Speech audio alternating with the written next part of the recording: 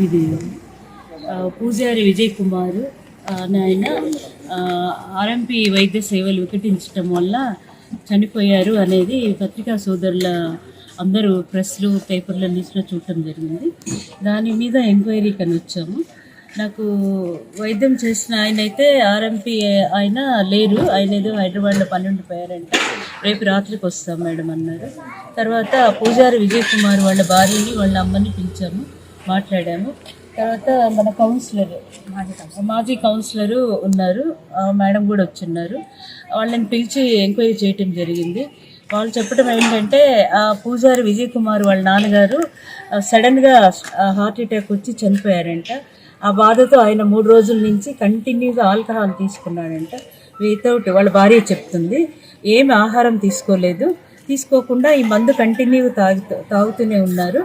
తాగేసినప్పుడు తీసుకుని పోయాము ఆర్ఎంపీ ఆయన దగ్గరికి. నేను చూడను, ఈయన తాగేస్తున్నాడు, పెద్ద హాస్పిటల్కి తీసుకుపోమని చెప్పారమ్మా. పెద్ద హాస్పిటల్కి తీసుకెళ్ళాను నేను. ఆ రోజు తీసుకెళ్ళటానికి కావాలా, ఇంటికి వచ్చి మళ్ళీ తీసుకొని వెళ్ళేసరికి చనిపోయారని చెప్పారు హాస్పిటల్లో అని ఆయన భార్య చెప్పటం జరిగింది. ఇప్పుడు ఆమె రిటర్న్గా కూడా రాసి ఇచ్చింది. మరి ఇంకా కారణం ఏంటనేది సిహెచ్సికి వెళ్ళారు కదా, అక్కడ వెళ్ళి ఆ డాక్టర్తో ప్రాథమిక ట్రీట్మెంట్ మాత్రమే వాళ్ళు చేయాలి. ఏమంటే కట్టు పెట్టడము, ఓఆర్ఎస్ ప్యాకెట్ ఇవ్వటము, పారాసిటమాల్, అంతేగాని అంతకుమించి వైద్యం చేయటానికి లేదు. ఫస్ట్ ఎయిడ్ సెంటర్ అనేది మాత్రమే పెట్టాలి. అంతకుమించి ఏ వైద్యం చేయటానికి గవర్నమెంట్ పరంగా పర్మిషన్స్ ఉండవు అని వాళ్ళకి చెప్పడం జరిగింది. ఒక్కొక్క డివిజన్ వైజ్ ఆర్ఎంపీని పిలుచుకొని మీటింగ్ పెడుతున్నాము. పోయిన నెల కళ్యాణదుర్గంలో పెట్టాము, అందరు ఆర్ఎంపీలకి ఇన్స్ట్రక్షన్ ఇవ్వటం జరిగింది. ఈరోజు కూడా రాయదుర్గంలో అందరినీ పిలిచాను.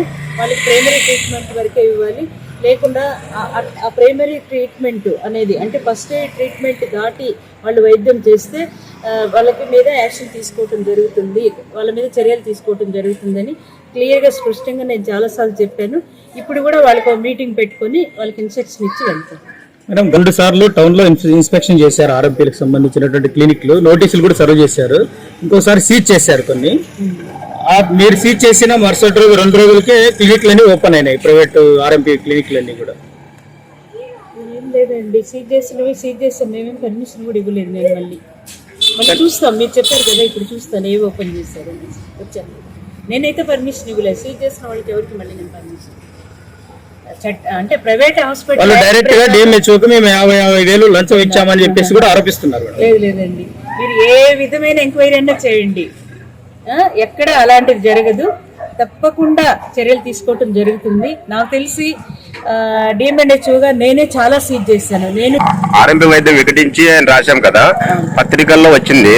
పత్రికల్లో ఇప్పుడు రాసిన వార్తలు తప్పంటారా, ఇప్పుడు ఎంక్వైరీ తప్పంటారా?